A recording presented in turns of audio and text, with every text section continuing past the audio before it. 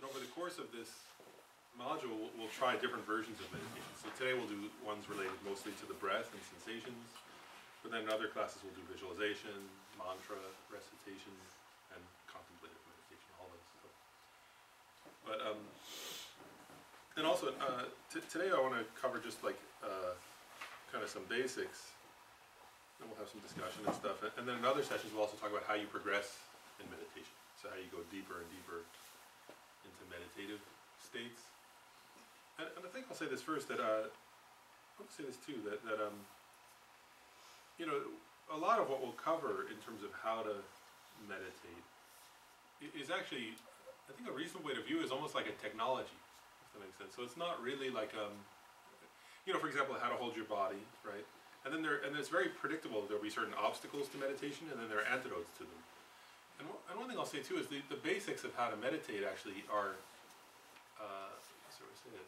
it really is almost like a technology in the sense that you know, both Buddhist and Hindu practitioners have tried. So it's not unique to these. I mean, many of the methods on how to develop meditative concentration, actually almost all of them, are not unique to Buddhism, because Hindu practitioners also found the same technology. In other words, like if you want to enter certain meditative states, and I guess then the point here is that there are predictable obstacles and predictable processes that'll happen as you keep meditating. And so, you know, if you go to a certain level of meditation, then you'll get certain states of mind, and then, you know, if you want to stay there, fine. If you want to move on, here's how you move on, and so on. But it's a fairly predictable process because it's sort of like, you know, that human bodies and minds work in a certain way, and if you start meditating, then certain things happen. So I think it's useful almost to view it in that way, if that makes sense. And there is that this particular module, I mean, of course, we're relating to it from a Buddhist perspective, but a lot of it is,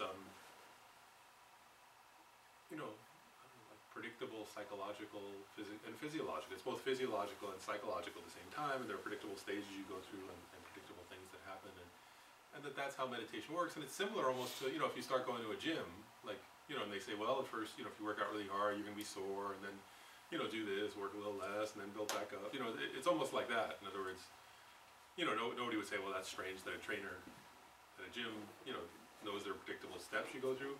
It's just in Western culture, we don't have as clear a technology. Nobody developed the awareness of how people progress in this way. It was really, and that's why like people like Professor Thurman, you know, talk about inner science, right? They're talking about this kind of thing. In other words, that it really is a kind of inner science where people, you know, people described the stages and they wrote text, and then later generations would do it and say, oh yeah, exactly the same, and then somebody would like for example, one thing that I'll just share, this is interesting, that there are these different stages you go through. There's actually 9 stages you go through in developing calm abiding meditation. And Lama Tsongkhapa clarified at one point that there's a certain stage people get to where it's very blissful and the mind is very extremely at peace, and is extremely pleasurable. Right? And so many people, when they get to that stage, they just stop because they think that this is it. I've achieved calm abiding. And Lama Tsongkhapa pointed out that's not yet calm abiding. It's very pleasant, but if you stop there, you'll never become enlightened. And you won't reach the 9th level, but it feels similar to the 9th level compared to the beginner, you know. And he said, but it's not. And here's how you can tell if you're at that level. It's a very subtle, he said there's a kind of subtle dullness to the mind that, he said if you just stay in that your whole life and you never go beyond it, he said it's very pleasurable, but you're creating the karma to be reborn as an animal because you're not using any intelligence. And there's not a brightness and clarity to your mind. There's not a kind of intelligent sort of alertness. He said meditation should be very peaceful and calm, but it should also have a tense kind of, eventually, as you get deeper and deeper, it should also have an intense alertness. And sometimes people, it's kind of like mellow, and they don't want to be that alert. And he said, so be careful. You know, like, none of us are at that level yet, but I'm just pointing out that each step has its own predictable sort of process and antidotes. And it's nice to know, the reason why I'm sharing that is just it's nice to know that people have done this, like for generation after generation after generation. And there's like a clear path of how you meditate. Right? And then you can use whatever of that you want to. So the goal of this course is sort of to present some of that technology so that then you can use what you want of it. I'll make one other comment too. Of course, like now, Western science have been studying meditation for, you know, I guess Buddhists have been studying it for like almost 2,600 years, and then Western science have been studying it for about 8 years or something like that. You know, but they started doing the brainwave stuff, and then Alan Wallace has been doing some interesting studies on calm abiding itself, where he actually teaches people the methods to gain calm binding, and they practice it in retreat. And he sort of takes neurological and physiological and psychological tests to sort of and interviews to see how they're progressing through those stages, so that they can be. Nobody's ever done that, of course, taking a brain scan when somebody's at third or fourth or fifth level. So he's trying to do that to sort of validate in the scientific literature these things. So that's interesting, but it doesn't help us for our own meditation much. Not too much. But okay, so I wanted to cover two things before we actually meditate. The first one is the format of a session, right? The format of a meditation session. And so this part is somewhat unique. I think this part is unique. Well, some of it I'll share is definitely unique to Buddhism. But this is true in all Buddhist traditions, that there should be preliminaries, then the actual meditation session, and then a concluding part. The technology part is just the middle part, right? That's technological. But actually, this is an important point. Why is it important to have the beginning, the preliminaries? From a Buddhist perspective, the actual technology is not virtuous or non-virtuous, just like any technology. Like a car is, having a car is not virtuous or non-virtuous, right? That person can use a car for good things or bad things. So the same goes for the meditation technology. That meditation in and of itself is not actually inherently a virtuous thing from a Buddhist perspective. Lama Zopa sometimes used to tease Westerners, because Westerners really liked mindfulness of sensations, and then he used to tease, and he said, cat burglars are very good at being mindful of their sensations. He said, like every step they're so careful, because they don't want to get caught. He said, but there's nothing virtuous about that. He said, so a certain kind of alertness and mindfulness, he said, that's not inherently virtuous, right? You could use it to steal better. So if you practice mindfulness meditation, don't use it to go steal. To be a better thief. But the point there is that we've talked about this a little bit, right? That what makes an action virtuous or not virtuous or neutral is your motivation. Right? So if a person is just, so if a person were saying, well, I want to become more, let's say somebody's saying, I want to become more mindful because I read that people who are mindful are better at recognizing facial expressions, and I want to catch people who are lying so I can tell them off or something. That would not be a virtuous motivation. That's true, though. There's Western research like that, but it's not useful. That's not useful from a karmic perspective. So from a Buddhist perspective, I want to say just briefly, I'm not going to go into a lot of detail, but briefly the preliminaries, right? At a minimum, if you're practicing meditation, Buddhist meditation, right, that at a minimum, you would have the preliminary of taking refuge in the Buddha, Dharma, and Sangha, right? That's the gateway. Without that, it's not, anything you're doing is not Buddhist practice if you're not taking refuge. So if you're practicing Buddhism, then you start by taking refuge. And so I don't want to go into a lot of detail because we've covered refuge some, and we'll cover it more. But in brief, right, refuge doesn't mean just saying the words. I go for refuge until I'm right to the Buddha, Dharma, and Sangha. The words are part of the practice, but the real practice, right, is that you're actually there are two qualities of refuge. Your refuge means you're afraid of something, and then you have trust in something else. Right? So, for example, if somebody's chasing you with a gun and you run to a police officer and hide behind him and say, "Help me," you're taking refuge in the police officer. Right? You're afraid of the person with a gun, and you have faith that the police officer can stop them because they're a police officer and they have a gun also. Right? And a walkie-talkie can call the police officer. So in this case, right, there's actually we covered in the last series. There are three scopes of motivation. Right? So you could be afraid of the suffering of the lower realms, you can be afraid of the sufferings of samsara in general, or mahayana, right? That mahayana refuge would mean you're afraid of other beings, yourself and all other beings, particularly all other beings, continuing to suffer. So with that kind of, so the fears of some kind of suffering, and then you have trust, or faith, or I'll call it trust, that the three jewels can help you to liberate yourself or others from suffering. Okay, so you take refuge, right? Then you set your motivation. Right? These are the preliminaries, right? So you take refuge if you're practicing Buddhism. Then you set your motivation, right? And the highest motivation is I'm meditating in order to achieve enlightenment for all sentient beings. Right? That would be a brief version of bodhicitta meditation. Bodhicitta motivation, right?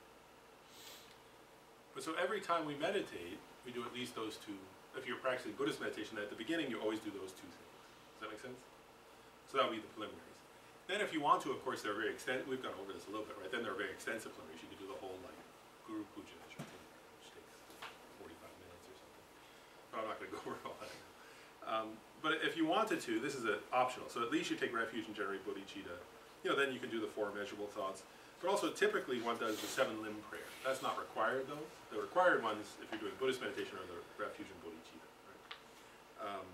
But then if you want to, you can do the 7-limb prayer. And we went over that in, which class was it? Establishing a daily practice. Oh yeah, establishing a daily practice we went over. In last class we went over too. Right, so that's like prostration, making offerings, confessing or purifying your negative actions, rejoicing in positive actions, requesting enlightened beings to remain, requesting them to turn the wheel of Dharma, and dedication of those virtues from that practice also. To the benefit of all such. So, so that's a brief version of the preliminaries. Okay, but so you would do some. So when you sit down, though, you would start off by just thinking, okay, you know, like if you're doing some formal practice, right, you could do that in the context of reciting it. But otherwise, you could just think that. Does that make sense? So you would think like that. Then is the actual meditation session, right, which we'll go over in a minute. And then at the end is the conclusion, which is you dedicate the virtue from doing that in accordance with your wishes and aspirations. So in other words, if you could, that's like if you create, that's like you've created good karma by generating good motivation and then meditating. So then you dedicate that karma to some positive result. And I'll say one other thing too that I think is just interesting in Buddhism is, according to Buddhism, if you dedicate a virtuous karma to a limited result, like if you dedicate it that way, if you say, and by this may I be healthy, or and by this may, may Gabe be happy tomorrow, then the result will be limited. Does that make sense? But if you, so what Buddhism actually, if you look at all the, if you read the dedications in Buddhist prayer books, which you all have seen, most of the dedications are infinite. Actually, if you look at, right, may all sentient beings achieve enlightenment. Enlightenment is an infinite state, and all sentient beings are an infinite number. And so the idea in Buddhism is if you create virtuous karma and you dedicate it in an infinite way, then the results will not run out. So it's good. So actually, if you just think about, like, even the one, the Supreme Jewel Bodhicitta, where it has not risen, may it rise and grow, where it hasn't risen, may it not diminish, which doesn't increase more and more, right? That one again is infinite, because bodhicitta's aspiration is infinite, right? And also you're saying wherever it is arisen, may it, you know, and where it's not arisen, that implies all sentient beings also, right? There's another dedication, in whatever way Manjushri and Samantabhadra dedicate, I also dedicate like that. That's sort of almost, I always think that when, they say, actually Lama Tsongkhapa said that was his favorite dedication, or the most beneficial.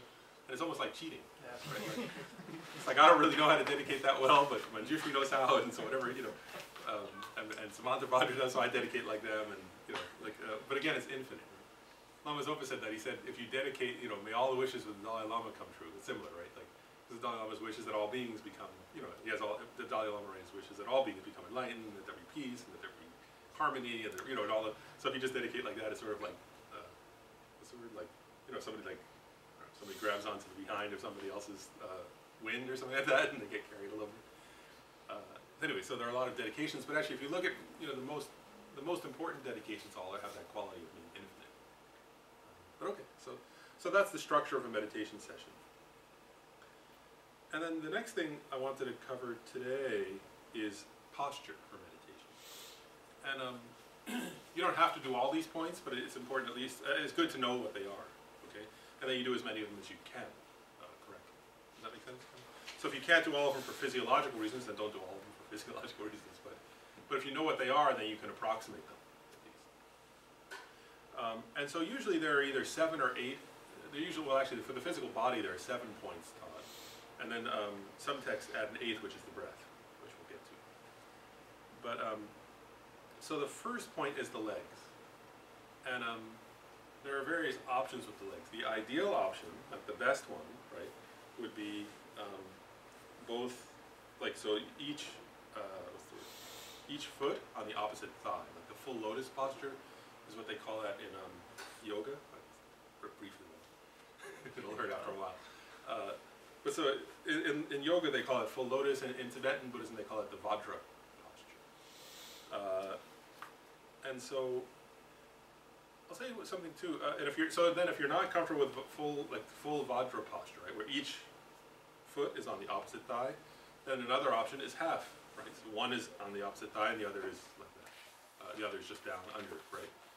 If you can't do that, then just cross-legged, right? But then another option is sitting in a chair, right? We all saw, some of you who were there last retreat, right, saw Maitreya, right? Maitreya is sitting upright.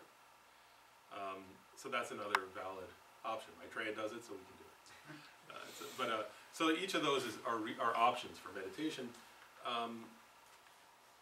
You know, so and I'll say though too, there's each of these, you know, one is if you do this physiologically, it helps you to stay straight. Right? So I mean, there's a benefit to sitting in the Vajra posture like that. But then also, I'm not going to go through all of this in detail, but each of these, I'm just saying if that, basically also another thing is this, each of these points of posture has a benefit physiologically for meditation, which means, you know, in other words, it helps you be in the right posture so that your mind can relax. But then there's also another thing, which is, actually this is mainly taught in Tantric Buddhism, but it's good to share this. That also the posture points, there's a, in terms of developing concentration, actually I'll share this too, I thought this was neat. Marpa, you know, the Milarepa's teacher, for those of you who know who Marpa is, he was Milarepa's teacher around 1,000 years ago. And I thought I never knew what he meant at first, but at one point he had a tendency to kind of say,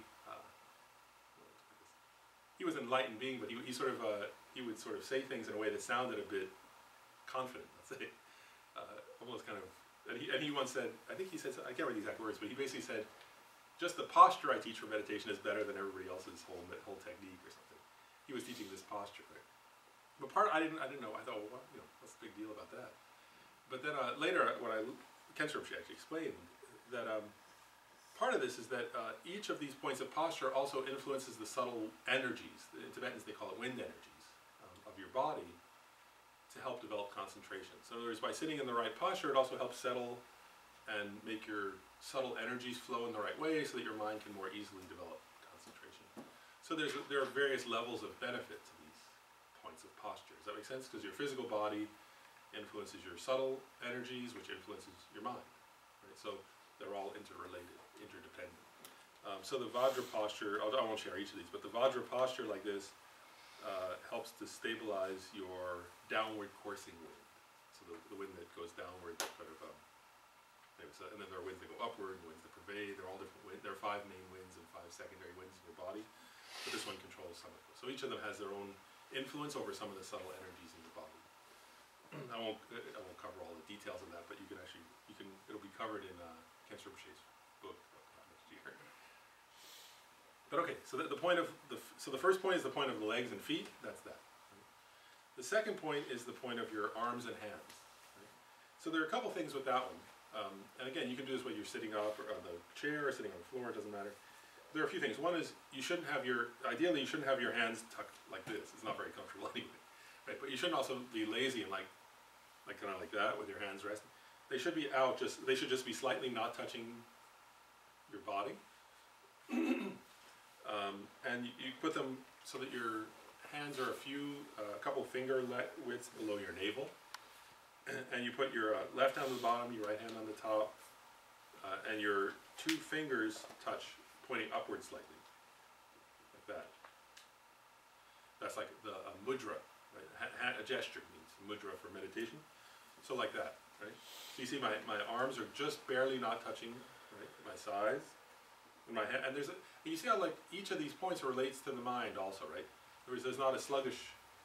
There'll be a tendency if you're getting sluggish in your meditation for your hands to sink down and suddenly you find them resting on your feet. That means that usually is a sign that your mind's gotten sluggish. You know, on the other hand, you're not like this either, right? You know, there's a middle. You'll notice that each of these points of posture, there's a kind of middle ground there of relaxation with alertness. So the body posture and the mind are trying to work together. Right? But okay, so the hands like that. And again, there's a whole bunch. One is that controls certain other kind of subtle energy. But also point out, in Buddhism also, each of these actually also has symbolisms. You know, so like the legs in the Vajra posture also can be taken to symbolize the meaning of Vajra, right, which is the non-duality of wisdom and bliss. And the hands, actually, there are many. I don't know, should I go through all these? They can say the triangle, right? They often, Buddhism always does it. So you see how there's like a triangle there? So Buddhism says you can take that the three sides of your hands can be taken to mean emptiness, signlessness, and wishlessness. That's one meaning. Emptiness means the emptiness of what's present. Signlessness is the emptiness of the cause, and wishlessness is the emptiness of future results. Which, if you read Nagarjuna, he often talks about causes are empty, and results are empty. Whereas there's no truly existent or no inherently existent. Another one is the last one? Emptiness, signlessness, and wishlessness. Yeah, I always think wishlessness means because if you recognize the emptiness of results, you won't crave after them so much, or at all actually. And signlessness because of sign, right? Usually in logic they talk about the cause as a sign for the result or something. You know, that's a philosophical term. Another meaning of the triangle is it could symbolize the body, speech, and mind of the Buddha. Another meaning of it is that this one always is true actually. This is also true throughout Buddha, especially Tantric Buddhism. Is anytime you bring two things together, you can take it to mean that the left hand is wisdom and the right hand is method, and them coming together here means a union of method and wisdom. These things you don't have to think about all this stuff, but it's sort of there subliminally. In a way, if you study it, then it's sort of there subliminally in terms of that thinking of that meaning creates a positive imprint in your mind. But okay, so that's the point of the hands and the arms. The next point is the back, and you can guess, right? You're not supposed to be like this, right? You're meditating. So the point of the back actually is that your back should be straight. You should be relaxed, not like this or something, but your back should be straight. They say kind of like stacked up like coins.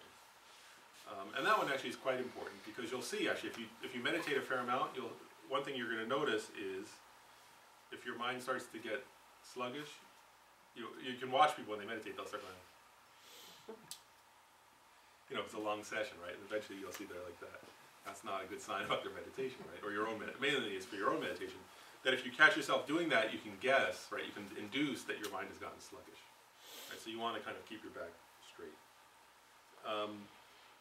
Another thing about keeping the back straight is also, like I'm trying to say right, if you're trying to develop concentration in your meditation, right? So it's one thing if you're reading a prayer or something like that, but if you're trying to develop concentration, then you should also try to keep your back still. Does that make sense? So like again, not like sometimes if you're reading a prayer, it doesn't matter or something. Sometimes they have, like if you're chanting, sometimes if you see people chanting, they'll start moving, right? Because that's part of music, I guess. It's like that.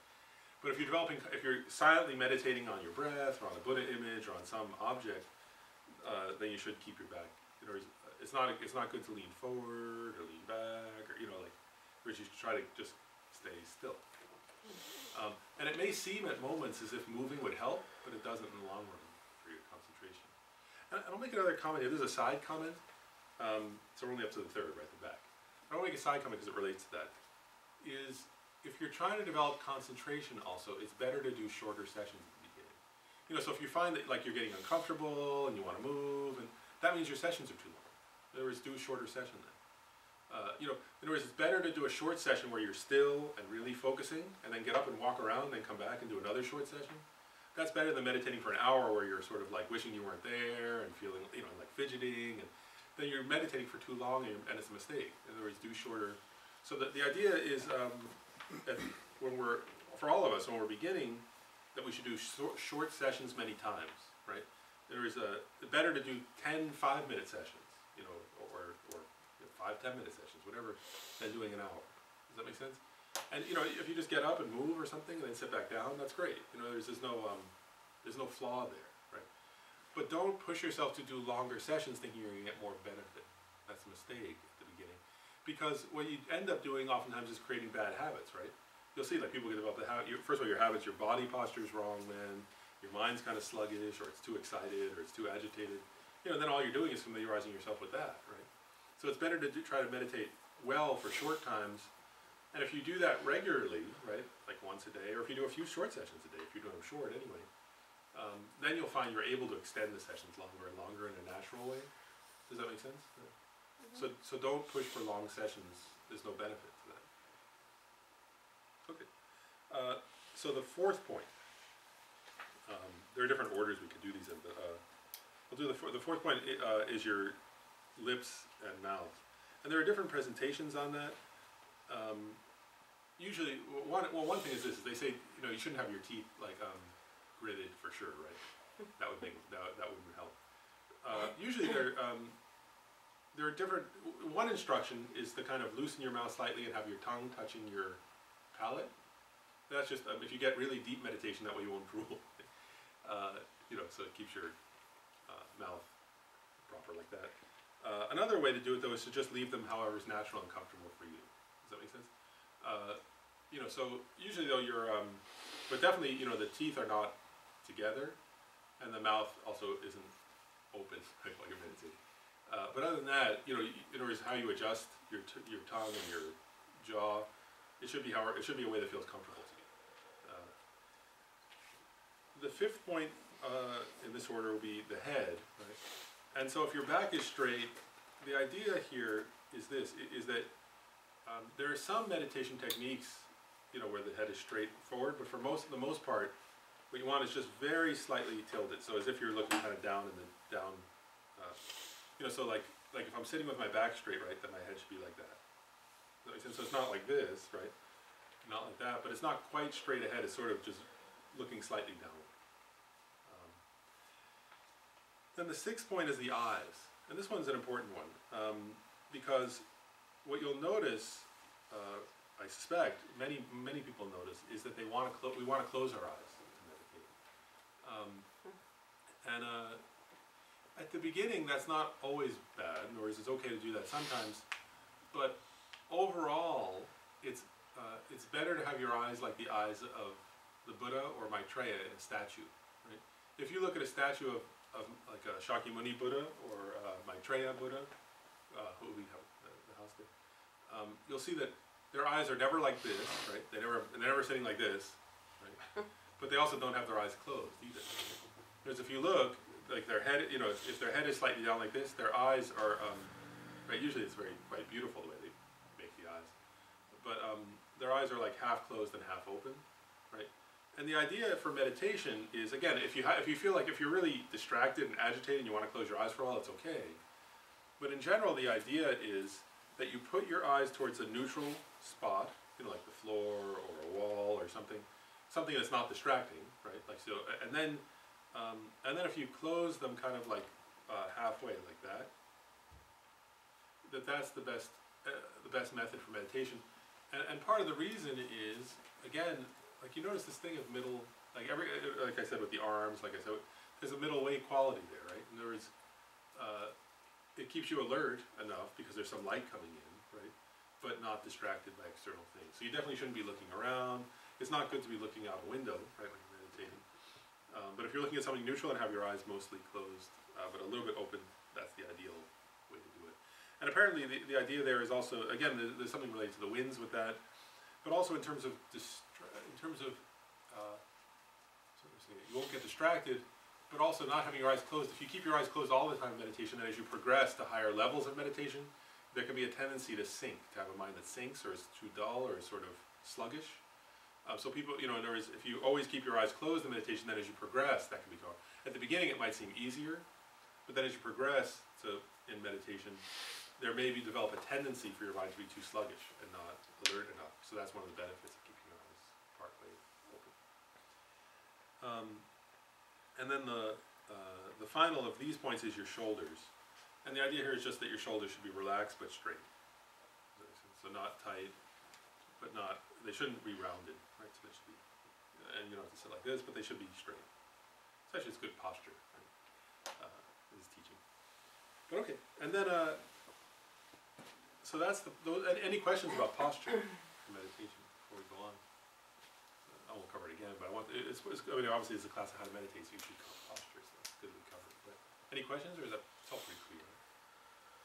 If you can't do full lotus or half lotus and you're sitting there, should you still aspire to do that? I think, actually I'll say this, like in terms of the full lotus posture, like, I think it depends on the physiology. Nobody should try to, in other words, definitely there's no point in trying to hurt, in anything that's going to hurt yourself. So in other words, if it's going to cause pain or it's going to if there's a chance of injuring yourself, then it's not worth aspiring to. I guess what the, from a, in terms of the full lotus posture, it's quite like the somebody actually pointed this out recently to me, that, or not to me, but to somebody else, but I heard it or saw it. Is that you know, it's recommended. In other words, it's the ideal posture for meditation, but the only point in which there is a point apparently. Where is it?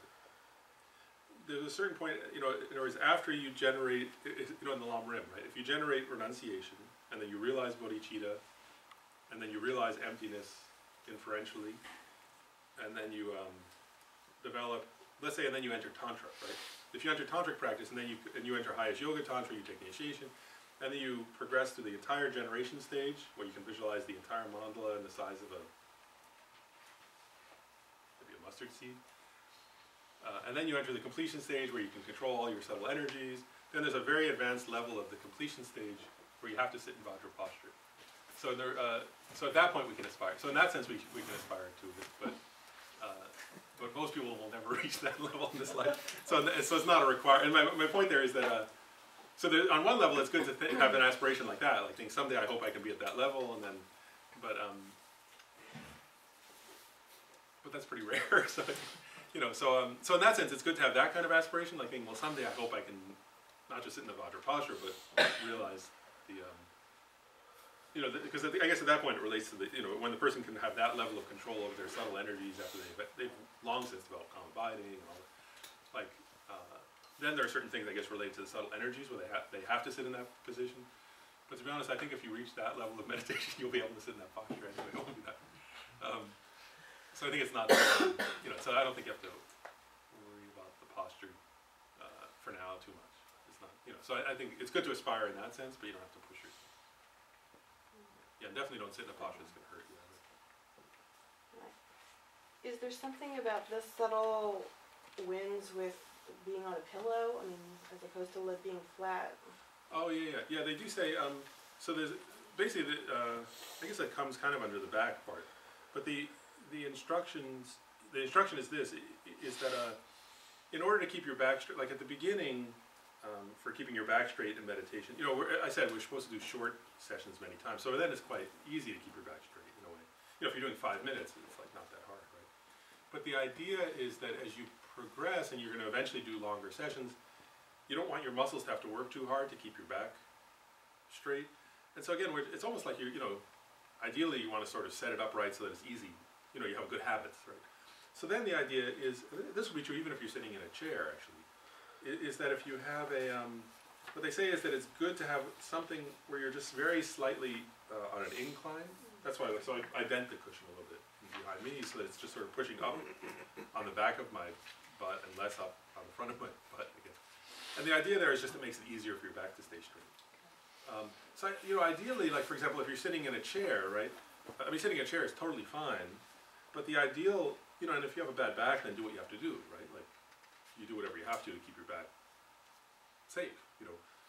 But even if, let's say your legs are not, you know, you don't want to sit on the floor and it's not comfortable to you, but you're sitting on a chair, still the ideal thing, right, would be if you have a cushion like this and you put it on the chair, right, like a little cushion on the back of the chair, and in that sense, you wouldn't put while you're meditating, you wouldn't lean back in the chair against the back of the chair, but you would sort of, if you had a little cushion there, it wouldn't be so hard then. You see, that's the benefit of the cushion.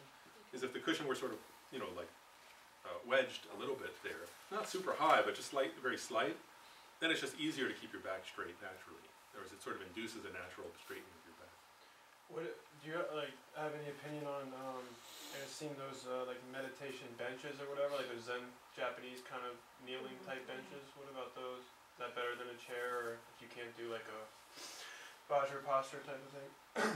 I think if it's comfortable, it's fine. Like there's no, you know, no contradiction at all. I mean, there is, like whether you use those or a chair, whatever's better for your back, and that'll help you. The main thing is whatever helps you sit up straight, you know, sort of be able to maintain that kind of, you know, upright posture.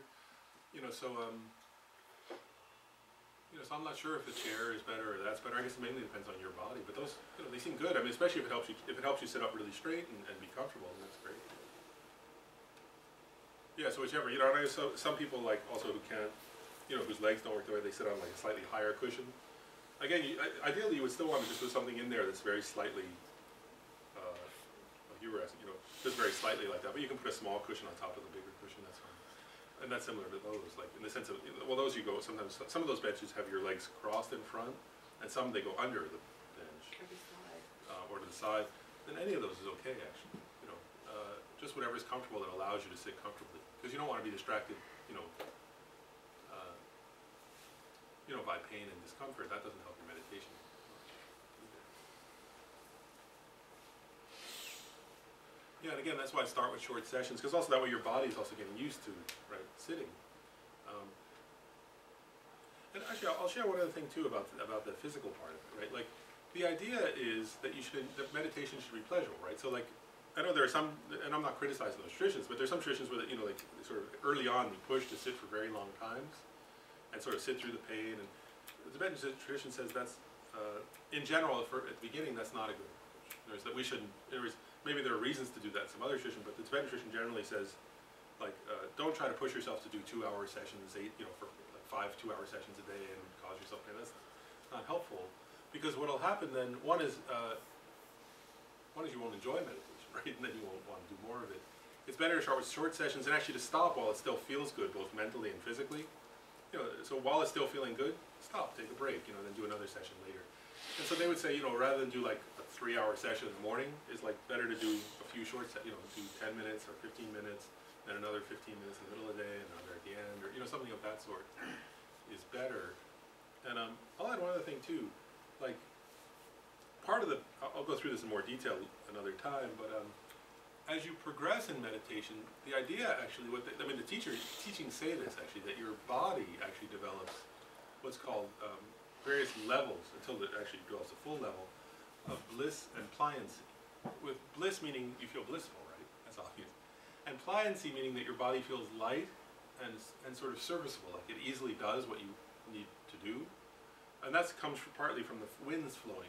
In other words, as you develop your concentration, your winds sort of get more peaceful, and then your body's capable of doing things more energetically and more peacefully.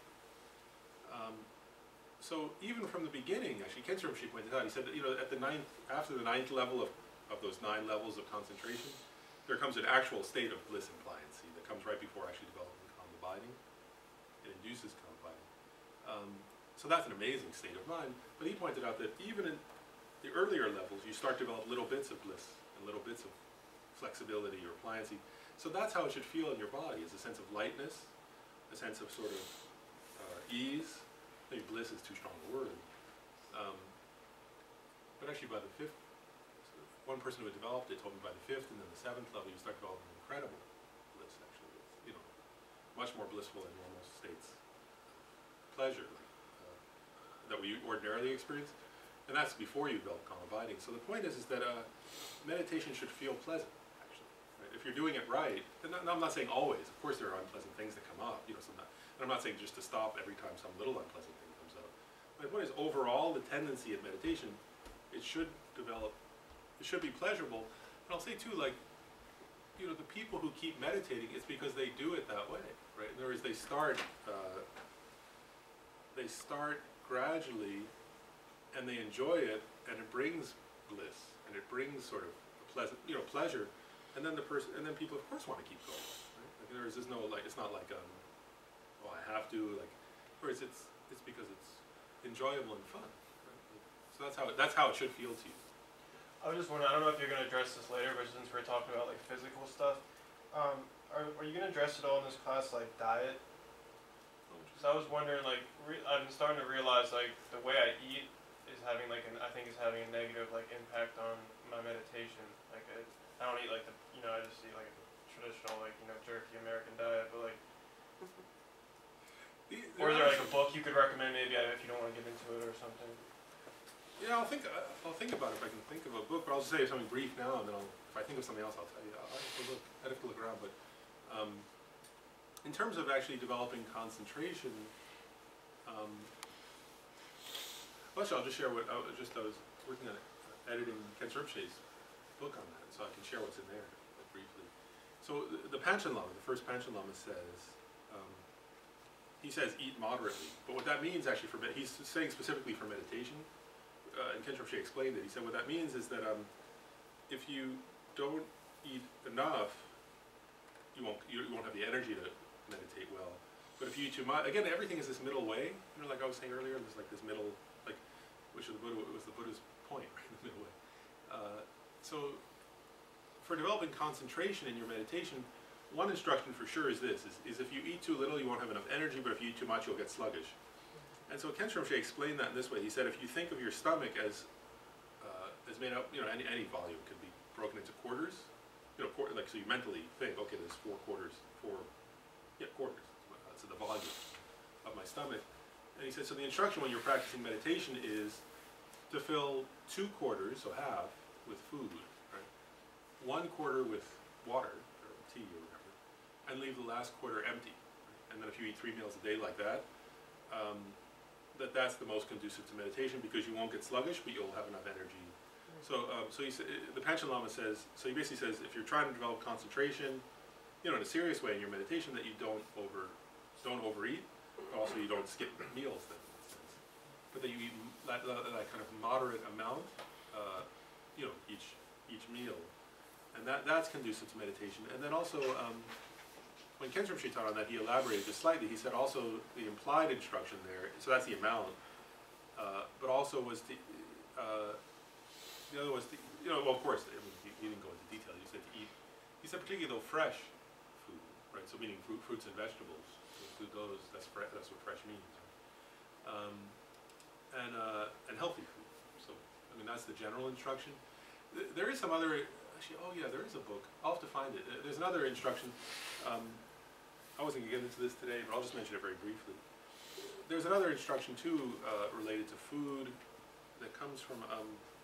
Sometimes when people do, this won't happen if you just do short sessions like I'm describing, but sometimes when people do retreats or they sort of push themselves too hard, then they can develop imbalances. In other words, if you push yourself too hard in meditation, then there's a tendency to develop imbalances in the wind energies I was talking about. They call it, in Tibetan it's called lung disorder, which just means wind disorder. But that just comes from pushing too hard. But what they say is that but in those instructions it says this actually, that if you're finding your mind to be sluggish, right, like too sluggish, then you should eat lighter, right? So you should eat more like vegetables and fruits. If you're finding your mind to be, what's the word, too agitated, like so if there's a sense of agitation, agitation let's call it, in your mind, then it's good to eat heavier, fattier foods, because it sort of grounds, it's grounding in your body, and therefore helps your meditation more.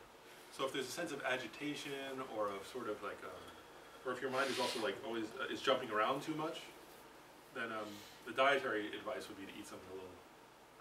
Again, still the volume would be like what I described, but you would eat, so for example, if you're feeling really sluggish, it's better to eat a salad. Right? Whereas if you're feeling sort of agitated or sort of flighty, then it might be better to eat something a little heavy, more substantial. Ice cream. Ice cream, yeah. That sounds good. So I'll see, somebody edited a book that had that kind of instruction. I'll also find that. I don't know. Actually, it might be on FPMT's website. I'll find it.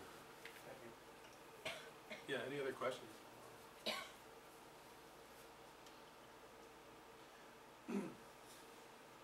Okay, well, so, good.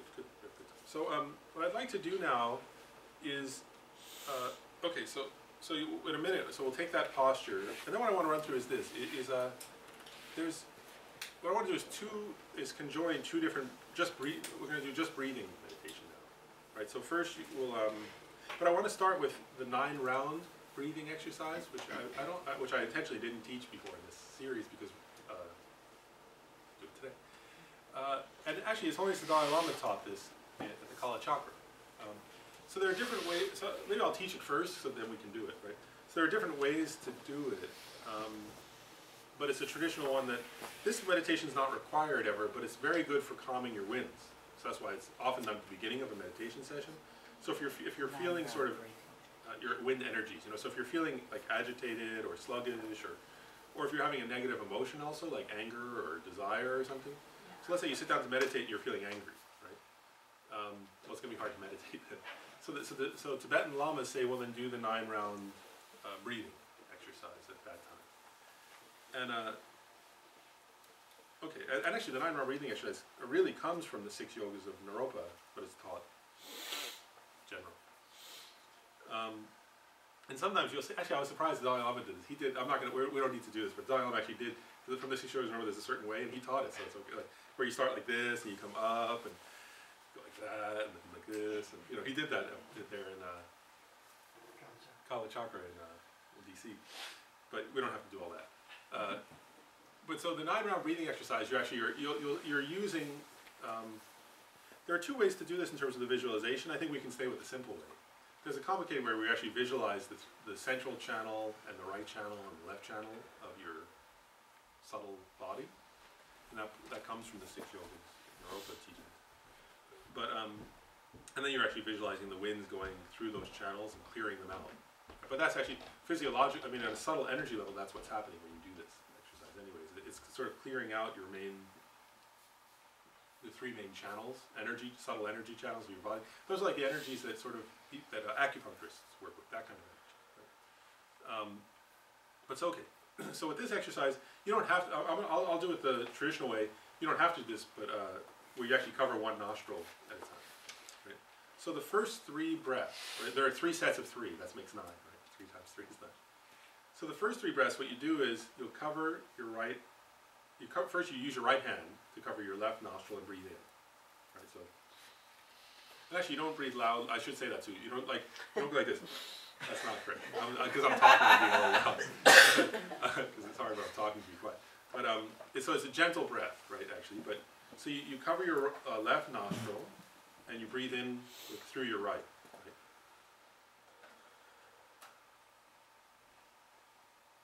And take a long, you're not pushing it, but you take a long, deep breath. And then you breathe out that same breath, you cover the right nostril and breathe out through your left. Does that make sense? So that's 1 breath. In through your right, out through your left. That's 1, right? So you do that 3 times. Does that make sense? So those are the first 3. It's breathing in through the right and out through the left. Then the next 3, you reverse them. So you breathe in through your left and then out through your right. And then the last 3, you breathe in through both and out through both. And what I'll actually say,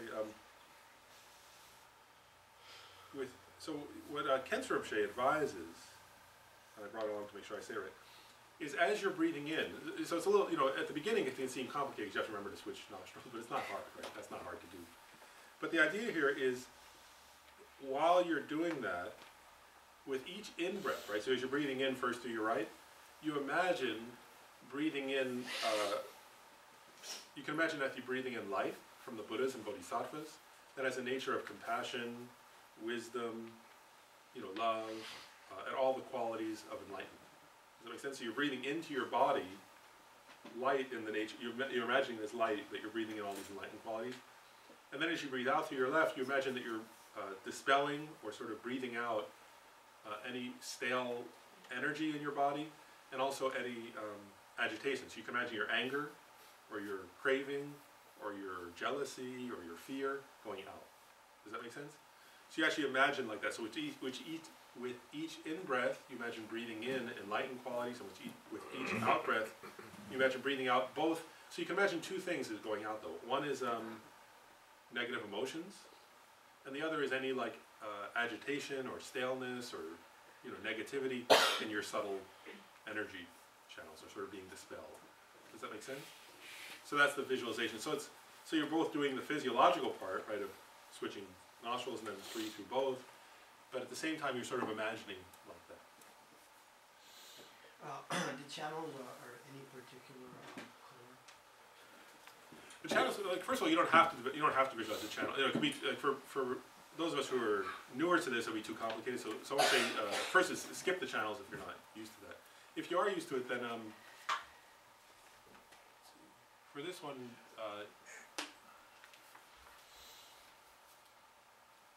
could, I mean, there are different, actually I'm just hesitating because there are different,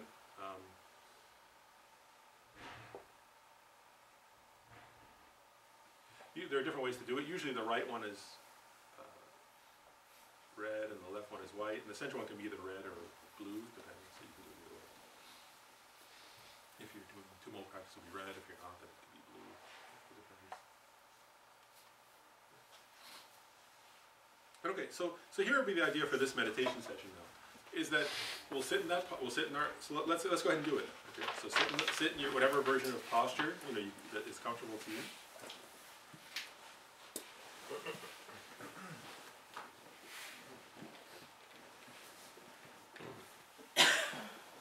With as many of those 7 points as you can comfortably do.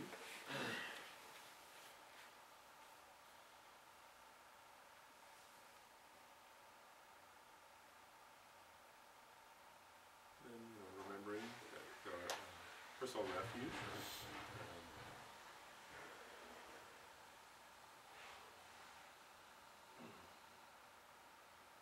Afraid of sufferings of samsara, ourselves and all sentient beings. We go for actually 3 jewels, the Buddha, the Dharma, and Sangha.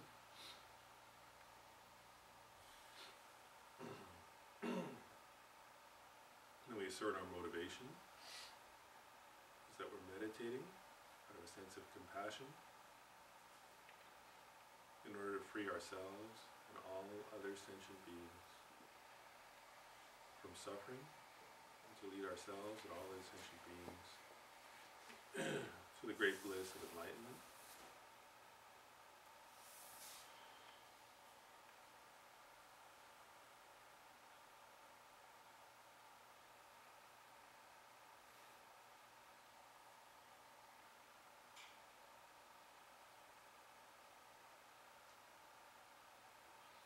Let's go ahead and do 1 set of the 9 rounds breathing exercise.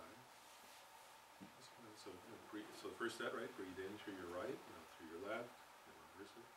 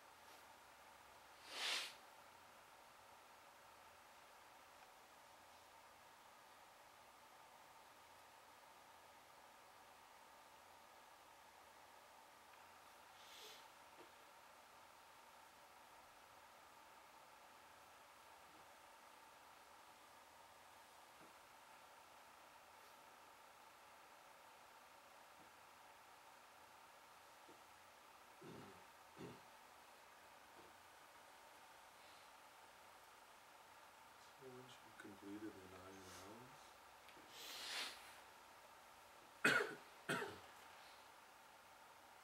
then gently bring your attention to your breath.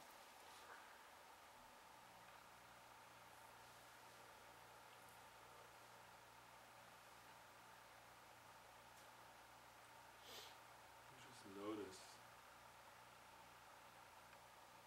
the present moment, physical sensations of breathing.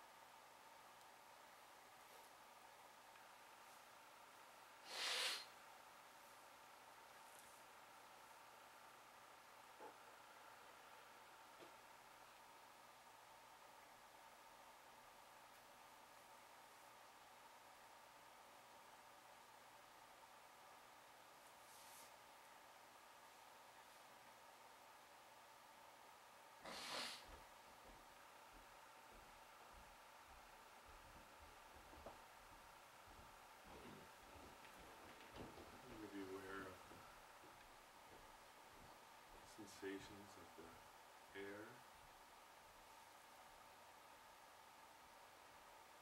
as it comes in and out of your nose.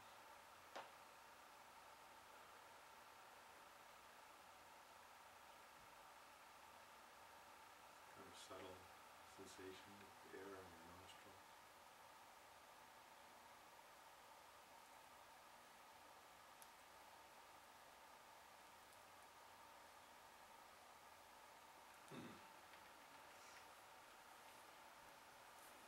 Or you may be aware of the subtle sensations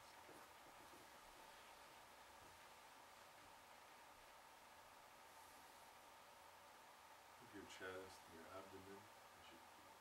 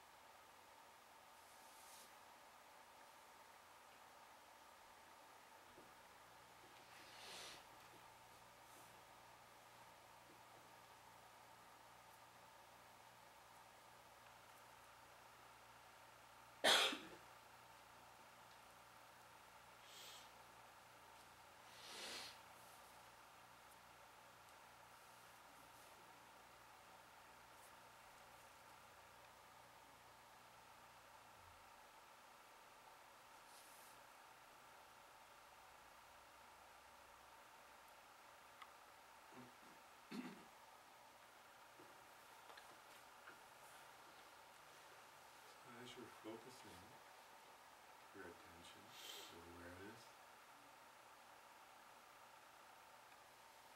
on the present moment, physical sensations of breath,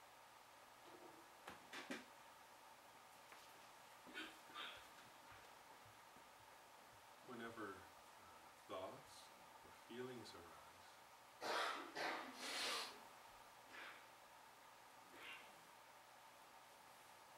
you just notice that they're arising,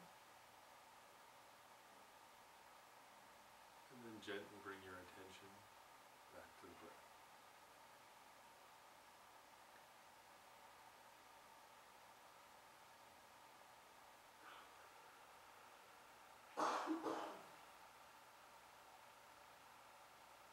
So you don't follow after thoughts or feelings.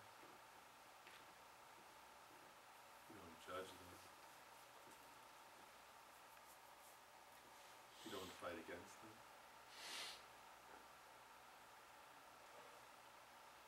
You just notice them the way a person might notice a cloud floating by in the sky.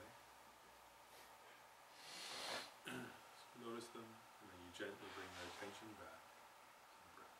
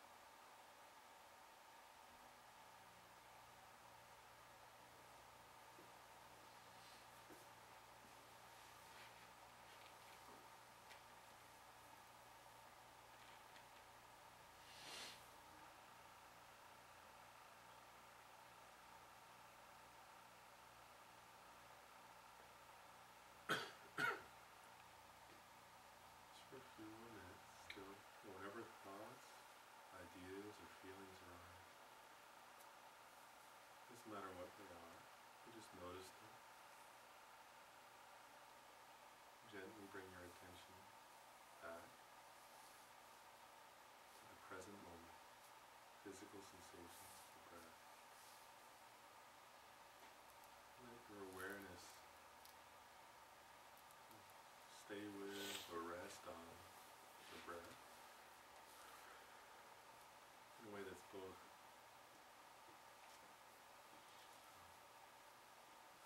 attentive to the sense of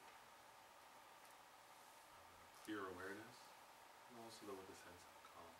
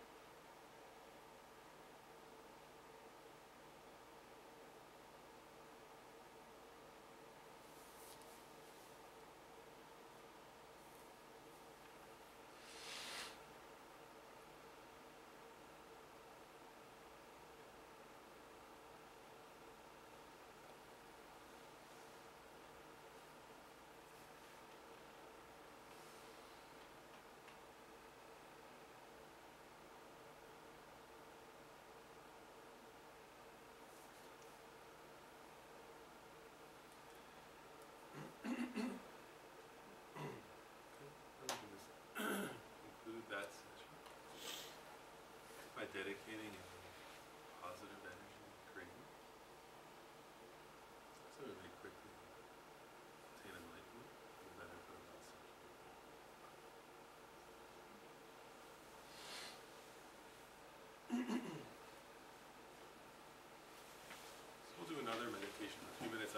I said I wanted to keep this idea of short sessions, so I thought I'd actually do that, not be too long.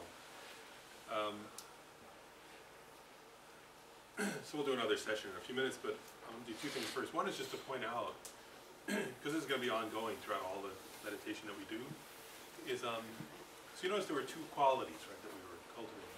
One was an awareness, right, of something. Then we call that mindfulness, actually, right? That's mindfulness. In other words, that we're remembering or focusing on or sort of staying with a particular thing. In this case, it was the breath. Right? So the first quality of meditation is mindfulness. Right? So whatever it is that you're focused on, you're being mindful of that. In this case, it was the breath, but it could be a picture of the Buddha, or it could be some other object.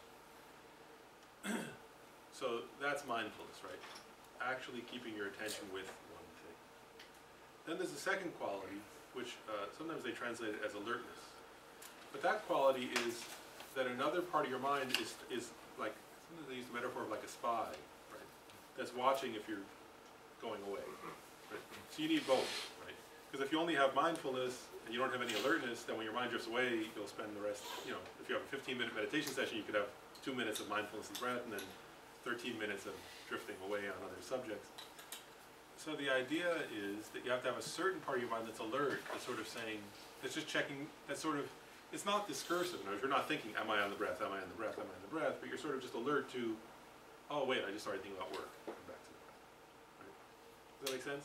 So you have to have both of those qualities, whatever meditation you're doing, whether it's mindfulness of breathing, or contemplative meditation, or visualization. No matter what, all meditations have those two components, right? Because if you're contemplating and suddenly you're contemplating, the state of the world economy, right? You have to have some part of your mind that's noticing that and bringing you back. Right, so all meditation techniques have to have those two.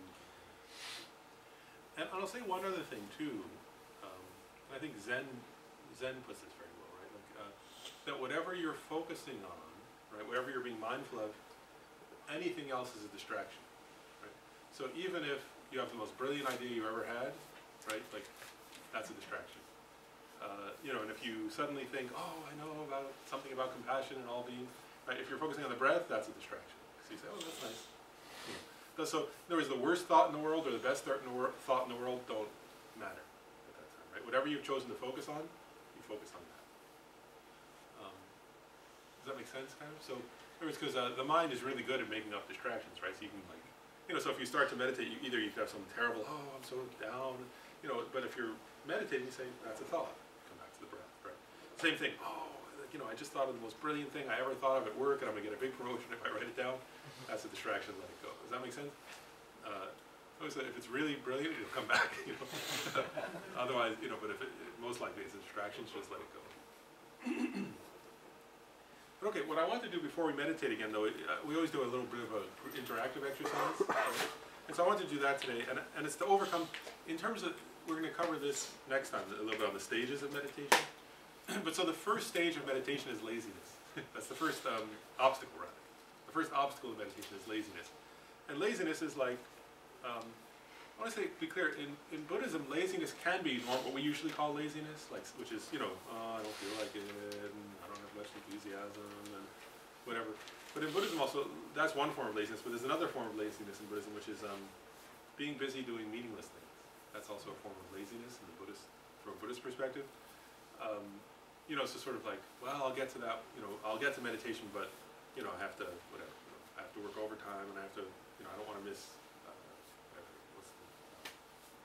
American Idol, and I also want to, I have to call my friend, so like that, from a Buddhist perspective, if you're ignoring what's most meaningful because of less meaningful things, then that's also a form of laziness. And so the obstacle to that first, the antidote to that first obstacle to meditation is contemplating the benefits of meditation.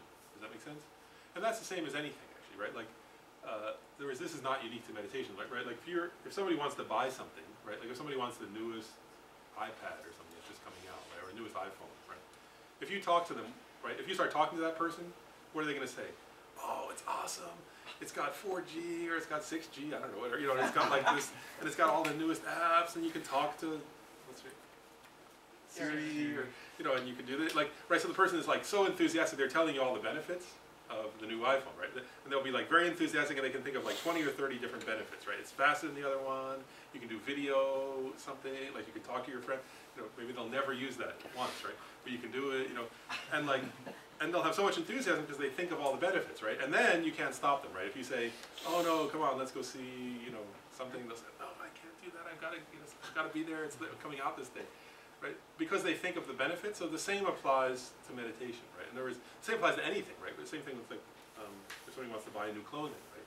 They'll say, oh, it's so nice, and you know, I saw it on TV, and I don't know, whoever's coolest, oh, they wear it, you know, I don't even know who's cool really, but this person wears it, and I want to wear it because they wore it, like, you know, if you talk to a teenager, right, they can be like that, sometimes.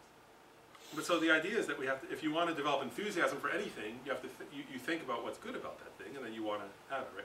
If you think of what's bad about a thing, then you won't want it, right? So that's just how the mind works. So in this case, you have to contemplate the benefits. So what I want to do is do that a little bit interactively. So let's, like, for 15 minutes, break up into groups of either 3 or 4, and just talk about either. So the question is this: well, why meditate? Why do you have an interest in it? Why would you want to do it? What are the benefits of it? And the reason why I wanted to do this in groups is that way you can hear other people's thoughts about the benefits, and it may expand your own contemplation of that.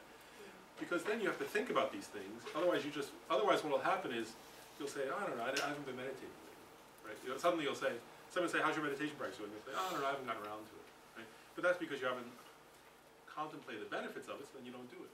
Does that make sense? Okay, so break up into groups of either 3 or 4, and just share either your reasons, more about it another time, but actually with meditation, it can be useful also to, like, you know, we talked about this last time, in the stages of the path, the Lam-Rim teachings, right, there are 3 scopes. But actually, in terms of the benefits of meditation, you can add like a lower than the lower scope, or something. Because then we can get to the low scope in a minute, but you can add 4 things, right? One is to this level, right, which actually from a Buddhist point of view is not important. But, it's not even a scope at all from its perspective. But actually in this life there are huge benefits to meditation, right? Like there is science has shown that now. There's, last time I checked, there were like 12, 13, 1,400 articles, scientific, like what's were peer-reviewed research articles on the benefits of meditation, right? And so they've been shown just tons. I mean, now it's quite, the research is better than the research on most medications that they sell, actually, in terms of the actual scientific research. You know, that it helps your immune system, that it helps it evokes the relaxation response, right, which is good for your body, and good for your mind, it's good for your mental health. It's been shown to decrease anxiety, both in the moment, but also over the long haul. It's been shown to decrease incidences of depression, right? It's been shown to decrease stress effects, you know, and even both physiologically and also psychologically, right? It's been shown to increase happiness and empathy and sense of life satisfaction, right? All those kind of things. You know, and then meditation has been shown to also, oh, this is fascinating, it was shown that if somebody meditated regularly, that compared to a control group, that their immune system functioned better than it did before they meditated compared to a control group. And even if they stopped meditating, that immune effect continued for 3 or 6 months after the person, until they got back to their normal lower level of immunity. And that was just mindfulness meditation, right? So just in this life, there are tons of benefits, right? And then actually another benefit in this life, of course, is more peace of mind, right? More contentment and things. And then another benefit in this life is that then you don't bother others as much, right? In other words, if you're more peaceful, then the people around you get a benefit of being around a more peaceful person, which people want, right? So it's also a gift to others just on a mundane level in a sense, right? That if you're a little more calm and a little less agitated, then like, and actually that's true, right? If you talk to people who have meditated for a little while, many people have told me that, right? That like they got feedback from actually many times people, because of the Buddhist center, right? The Guya Samaja Center. Then like many times I've had this experience over the years where some people they'll come to the center, and if their spouse doesn't like meditation, right, at first, then the first time they come, they'll say, well, the first few weeks they'll say, oh, my spouse isn't happy that I'm coming, you know, to meditate. Some people will talk to me personally, they'll say, oh, my spouse is kind of upset. And almost every single one of those people, a year later, came back. This is one thing that's been consistent in my experience. They come back a year later and say, my spouse is really happy that I do that. Because, you know, why did the person come, right? There was some suffering going on, right? And their spouse gives them feedback, oh, I'm so happy they're doing that because they're calmer, right? and are easier to be around. So those are all just mundane benefits. And then, you know, so you can think there are many, many benefits just in this life. Then if you go like to future lifetimes, right, that by meditating you have less, the cause of bad rebirths and bad experiences in future lives is negative, afflictive emotions, right, you know, doing things out of anger or hatred or jealousy or spitefulness. So if you meditate, then those states of mind, right, decrease, then you do less of those actions. So by meditating regularly, then you're more likely, you know, you have better future lives. And if you get really good at meditation, you can be born with God or homes. That's good future life. Then if you want to become liberated from samsara, right, you have to meditate. There's no way to be liberated from samsara without meditation. So actually one of the 3 higher trainings is meditation. Right? And if you join that with wisdom, then you become liberated from all the suffering of samsara. So all of that depends on meditation. And then if you want to become a fully enlightened Buddha, right, whether in many lifetimes or even in this life, then that totally depends on meditation. And also if you meditate, right, it becomes like I was talking to somebody I know, a monk I know, who had, I think pretty sure had gained calm abiding meditation. And he was saying, you know, he was pointing out to me that with calm abiding it's so much easier. Like, whereas if we meditate on bodhicitta, right, it's like it takes a lot of effort to generate a feeling of great compassion in the bodhicitta. And then we try to focus on that and then we lose it. Right? Then we have to think a lot again, and then we finally generate that feeling, and then again we lose it. But somebody who meditates well, they generate that, and they just dwell in that, and habituate their mind to it, and it's very powerful. And the same goes with emptiness, right? Like for us, if you read like an entire, you know, 500-page book on emptiness and think deeply about it, and then you finally like will get some like inferential sort of feeling of emptiness. And then because we don't meditate much, then our mind jumps away to, oh yeah, but I've got to pay the bill or something. And then you've lost it, and then you have to start all over. Where somebody who's developed deep concentration, they think about emptiness, and then their mind like penetrates that, right? It penetrates deeply into them. So all the different realizations of the path, if you've generated more and more concentration. So anyway, so you see how you can look from all different levels, right? From the most mundane level, if you won't be as annoying to people by being so agitated, you know, all the way up to enlightenment. They all depend on, they all depend on meditation. Meditation is like a foundation on which all those things can be built. So anyway, if you think extensively about that, actually, you know, if you think extensively enough about it, then your enthusiasm for meditation will get more and more. Right? You'll be more and more excited to meditate. If you don't think about that much, then of course it won't.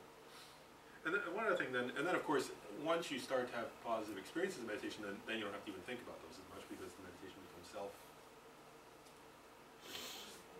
after a while. Okay. And then one last thing I'll say before we meditate too. So at the beginning, right, when we just start to meditate, it can seem like suddenly you have more discursive, distracting thoughts than you ever had before.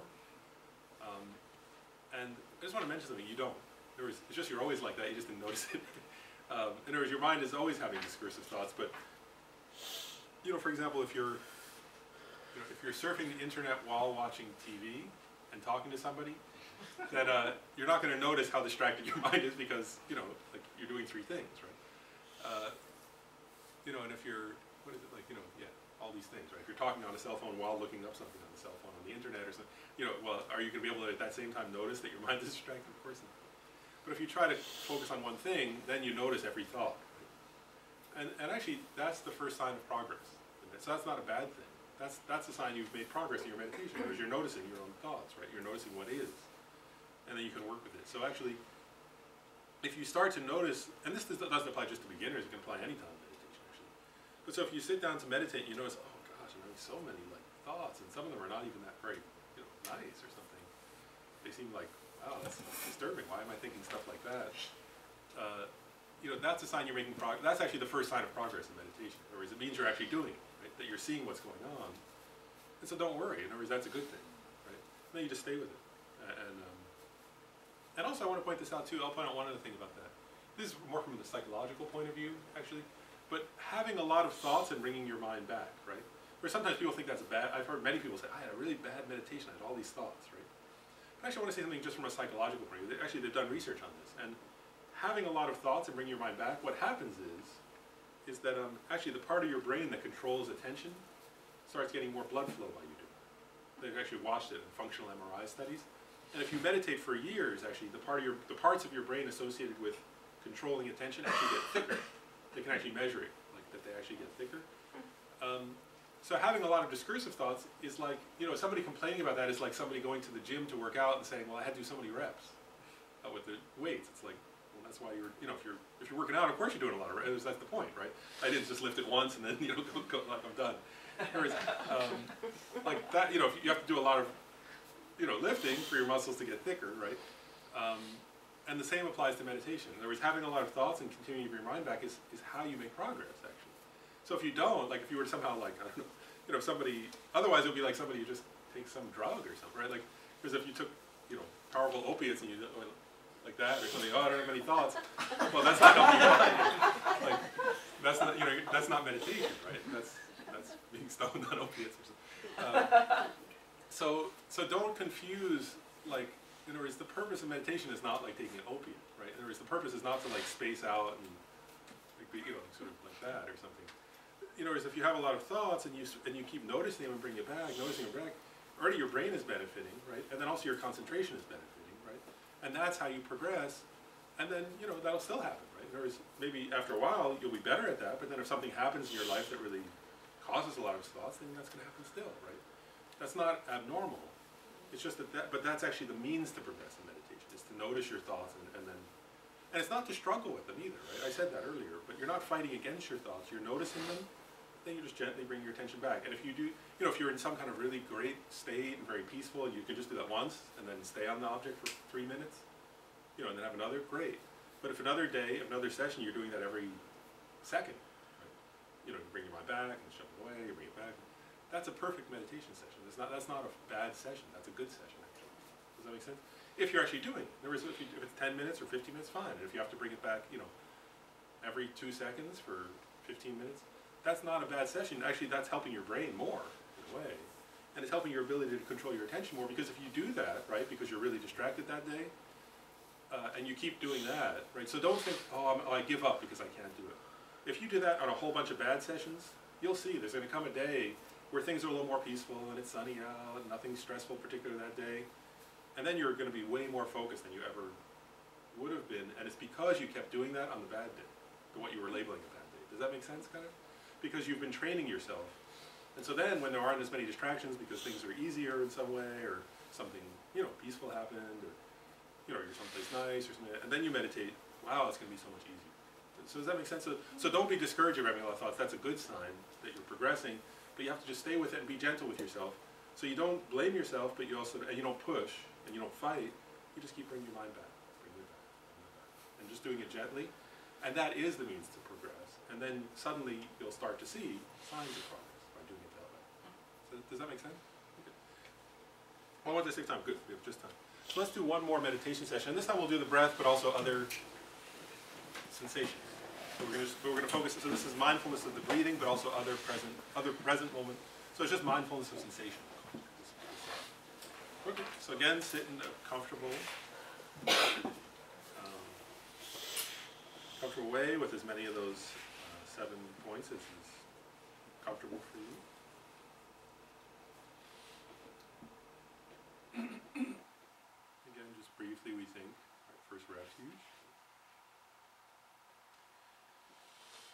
Recognizing the nature of samsara, the nature of ordinary samsaric life, which, for myself and others are subject to totally unbearable suffering.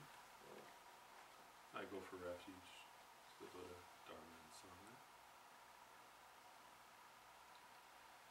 And I assert for myself my motivation for practicing meditation right now. Make progress along the path to enlightenment for the benefit of all sentient beings.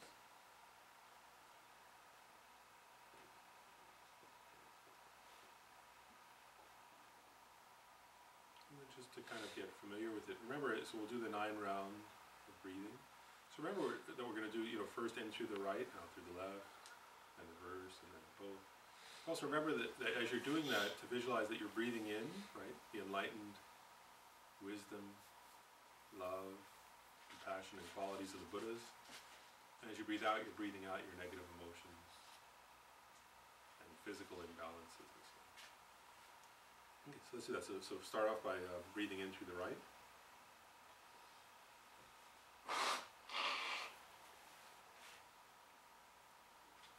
Out through the left.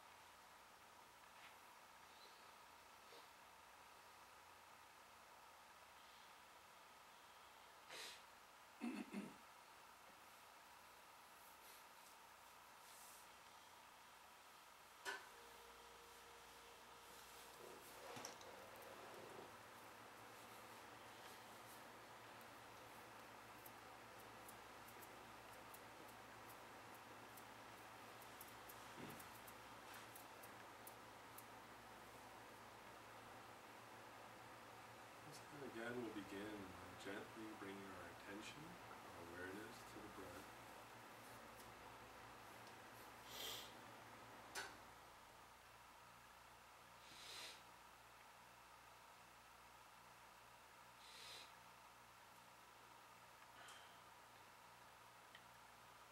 As you breathe in, be aware you're breathing in.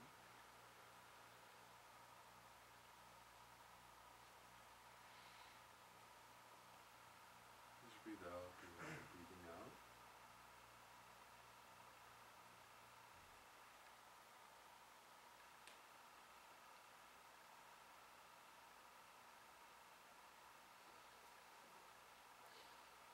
And you're not trying to control the breath. You're just noticing the natural sensations in the present moment.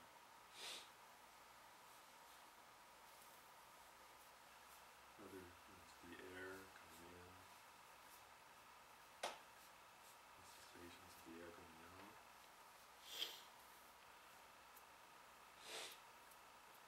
and the movement of your ribs, of your abdomen as you breathe.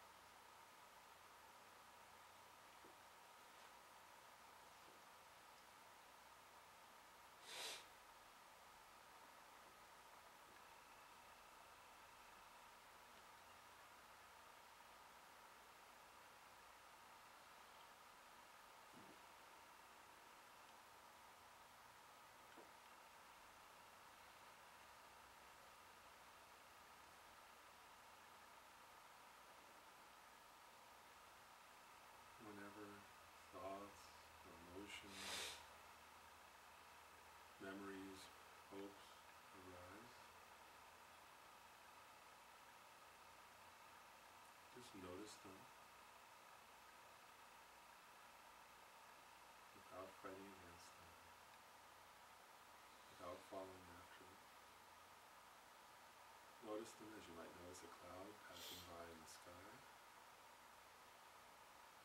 And then gently bring your attention back to the present moment, physical sensations of the breath.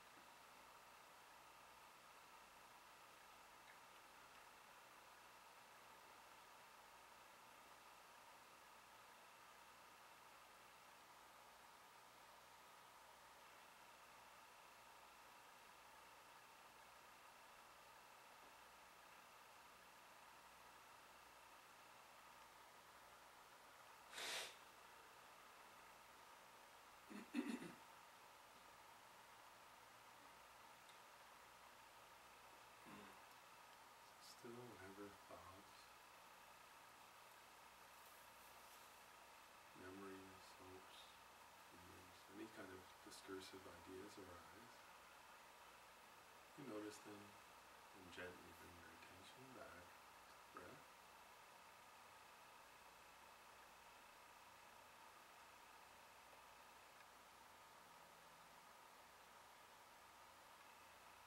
And since the mind has a naturally open, clear, expansive quality, while being aware of the breath, you can also just notice or be aware of other present moment physical sensations. You may notice feelings of your feet resting on the floor,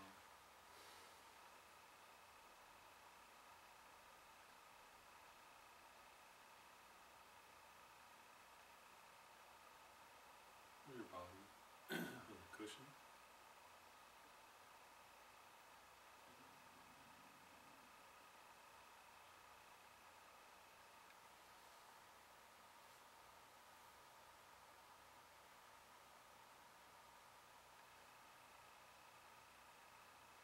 Any parts of your body that either feel particularly tense, uncomfortable, or that feel particularly comfortable. But again, you're just noticing what is. You're not trying to relax. You're not trying to do anything, actually, other than just be aware of the present moment. Right? To be aware of the actual present moment sensations of the breath,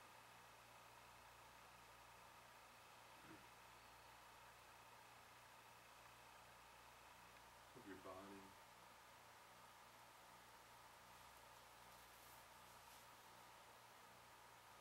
even of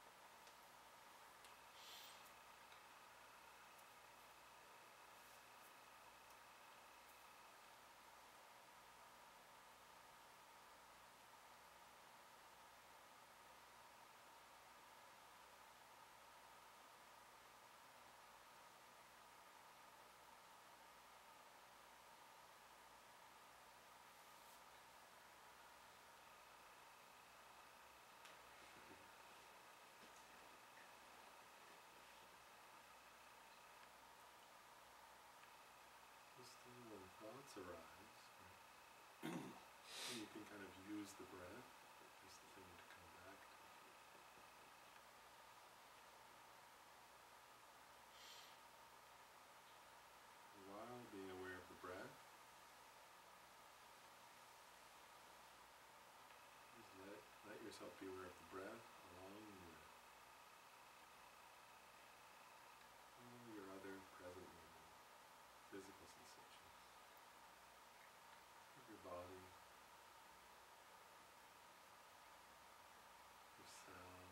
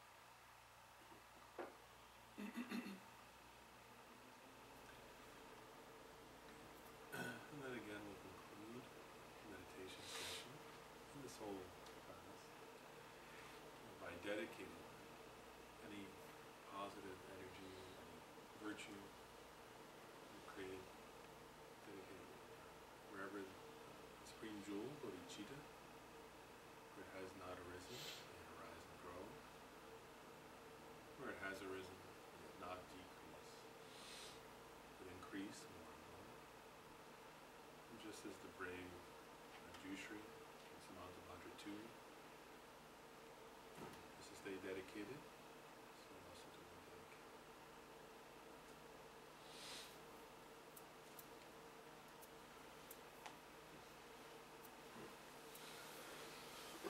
I'll just make a couple quick comments for future. Like, for those of you, it's not required, but this is for people who are just kind of coming along. This isn't required. For people who are taking this module, like for completion, I'll make copies of the completion card. But the homework or the assignment or something, there are a few. One is to meditate on the breath, like we did.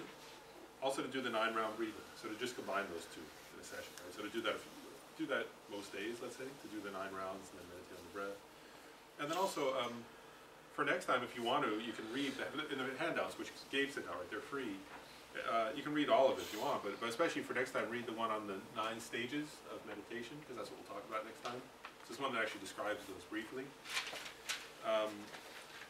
And then also, this book is, for those who are taking the class fully, this book, How to Meditate by Kathleen McDonald, is, an assigned reading. It's easy to get, right? It's from Wisdom Publications, so you can get it at wisdompubs.org, you can get it at Amazon, then you can use copies because it's been around a long time, and new. Snowline sells it, it's a common book, so everybody sells it. But if you're going to do that, then for next time, try to have read up to page 48. Because that covers what we've just talked about and a couple of other meditations. That covers the posture also there, and some of the benefits of meditation. It's a nice book, by the way. It's really accessible, and it makes How to Meditate quite accessible and straightforward. So it puts it in very down to earth language. So it's quite a good book.